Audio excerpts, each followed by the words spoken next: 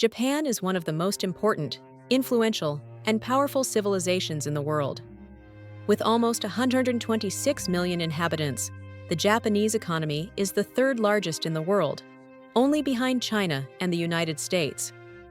Similarly, Japan ranks third among all countries in the world in terms of wealth. Additionally, Japan has one of the most powerful armies in the world and is a leader in the automotive, robotics, and electronics sectors. The country's culture is widely known and respected worldwide, and I'm sure you know the country I'm talking about. However, this country has a massive and persistent problem that has put its existence at risk. This problem is very simple.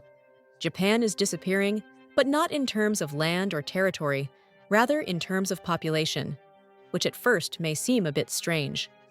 After all, Japan is one of the most densely populated and urbanized countries on the planet. To give you an idea, more than 90% of the population lives in cities. With a population of over 38 million people, it is one of the largest metropolises in the world. More people live in the Tokyo area than in all of Canada, and all this in an area that is only a small fraction of the size of England. However, although Japan's population is very large and highly concentrated, it is also the most aged population in the world. Today, Japan is experiencing what is called a super-aged society. Across the country, more than 1 in 4 Japanese is over 65 years old, which is approximately 36 million people. This figure is close to the total population of Greater Tokyo, even of Canada, which is an entire country. This is the highest percentage of elderly people in any country in the world, and it is higher than in most other places. To make this clearer, here is a list of other countries by elderly population, and Japan's is above all of them, but not by a little, by more than 25%. That is to say, the population is really very aged. To be a bit fair to Japan, much of this aging is due to the fact that life expectancy rates in the country are much higher than anywhere else in the world. Today, the average life expectancy of a Japanese person is an incredible 85 years, which is higher than in any other country, and higher than in any of those countries I showed in the previous list. People in Japan simply live longer than anywhere else in the world, and there are various reasons for this. People are living too long in the country. There are many retired elderly people, and fewer young people working. The Japanese no longer want to have children. They don't want to start a family, and the country still resists foreigners because they fear they will destroy their culture. I could cite some factors as to why people live so long in Japan, like decades of peace and prosperity after World War II. Yes, that wonderful Japan of the 70s, 80s, and even 90s. Some of the world's most advanced medical technologies, very healthy nutrition and diet compared to Western countries. All of this has led to a very unique situation where there are more than 2 million people in Japan over 90 years old and more than 80,000 people over 100 years old. This is quite incredible because the Japanese represent less than 2% of the world's population, but of those humans who are still alive, like us, who are over 100 years old, nearly 20% are Japanese. Such long lives in a country are not necessarily a problem. In fact, having many elderly people in Japan should be a great sign of tremendous success, because this shows that the country is healthy, peaceful, and prosperous enough to allow so many people to live so long. But when this is combined with another problem in Japan, so many elderly people in the country, it starts to become quite problematic, and that other problem is a very, very low birth rate. People are widely not having children in Japan anymore.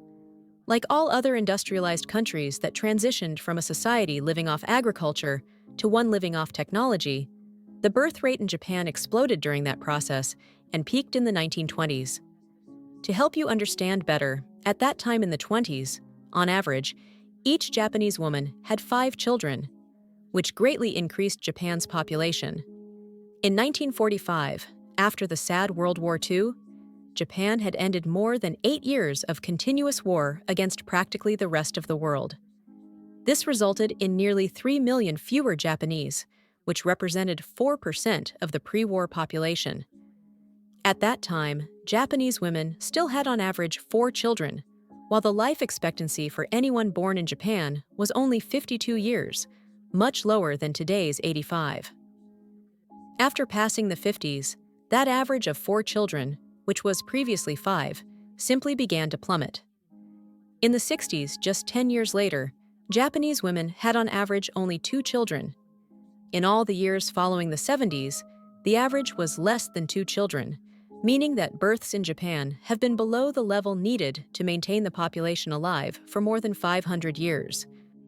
In 2005, Japan's fertility rate hit its all-time low, dropping to an average of just 1.26 children per woman, and since then it has barely recovered.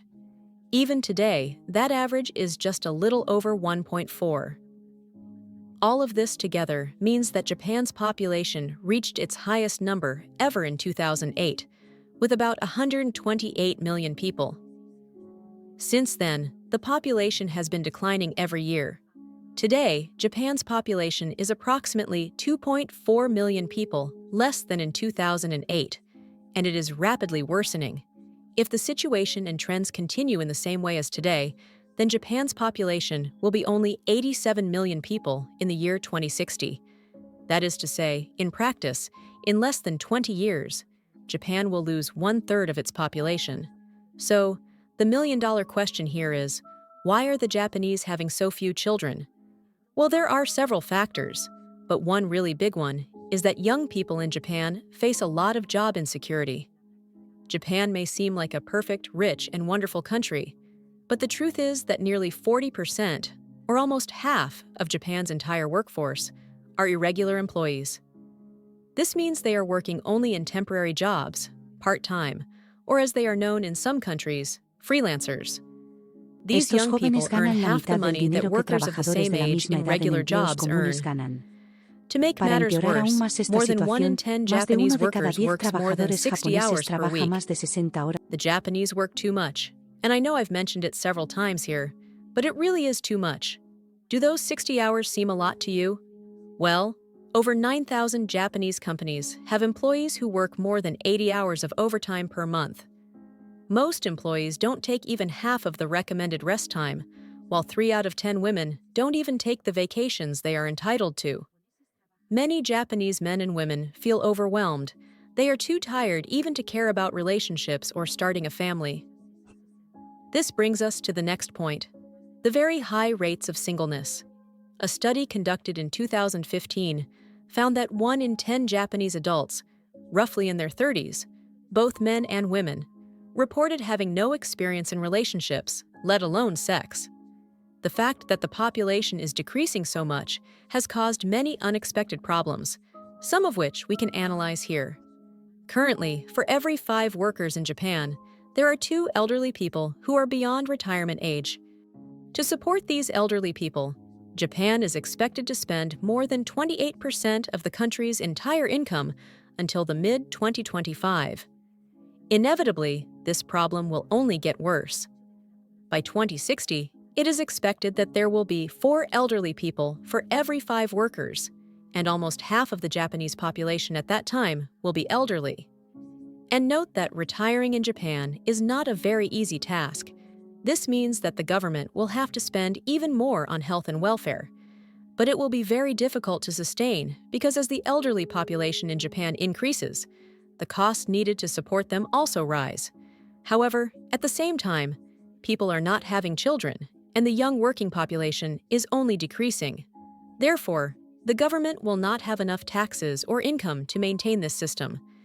It will have no choice but to continue borrowing more money from other countries, or even print money that doesn't exist, which would ruin the economy. This problem is not something of the future. It is already happening today. The problem has already become so severe that Japan's current debt exceeds $13 trillion, which is more than double the country's total wealth. Practically speaking, what I want to tell you here is that Japan is already, by far, the most indebted developed country in the world. This also means that the government is increasingly closing schools for children and replacing them with nursing homes. A curious point I wanted to tell you is that since 2014, more adult diapers have been sold in Japan's markets than baby diapers, and this is something very different from the rest of the world. As there are more and more elderly people and fewer young people, a modern phenomenon known as kodakushi has become increasingly frequent.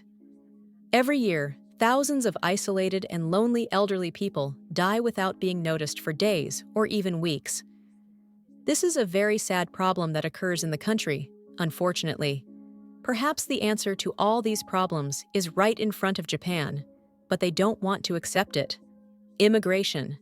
We already have the history of several European countries, along with the United States and Canada, which have practically solved their declining birth rates by widely encouraging immigration, bringing young people of productive age to their countries. But Japan has resisted this option practically forever. Currently, only about 2% of the Japanese population are immigrants, which is the lowest percentage of any developed country in the world. The most impressive thing is that in 2015, fewer than 10,000 applications for Japanese citizenship were approved by the government. Obtaining Japanese citizenship is very difficult. People don't generally move to Japan very often, and this is largely due to the fact that, for centuries, Japanese civilization has been quite opposed to this. After all, Japan is a set of isolated islands, separated by the ocean from the rest of Asia. Over the centuries, Japanese rulers took advantage of this fact and completely banned the entry of foreigners, as happened during the 17th and 18th centuries, and also from the 17th century to the 19th century. Unlike other developed countries, Japan is basically a kind of single state and has no history of immigration from abroad. As a result of this low immigration over time, Japan is today the sixth least diverse country in the world, with almost 98% of the population being Japanese. A fear that exists in the country is that opening up to large-scale immigration could permanently change the country's culture, affecting Japan's unique identity. But perhaps in a few decades, they will have no other choice. A UN study conducted in 2000 found that, for the country to maintain its worker-to-retiree ratio, it would need to raise the retirement age of workers to 77 or allow the immigration of more than 17 million workers by 2050. In reality, Japan's main crisis this century is the decision they need to make: continue with things as they are and end up with a dwindling population in a few decades, reaching 2050 with almost half the population over 65 years old, and with the various economic problems that this will bring, or choose the option of significantly encouraging immigration from abroad, knowing that this can bring various social and even cultural problems for Japan and the identity of its people. And well, this might be a choice they can't avoid. Thanks for watching up to here. Comment below what you think about all this, and if you like Japan and this type of content, subscribe to the channel, leave your like, and see you in the next video.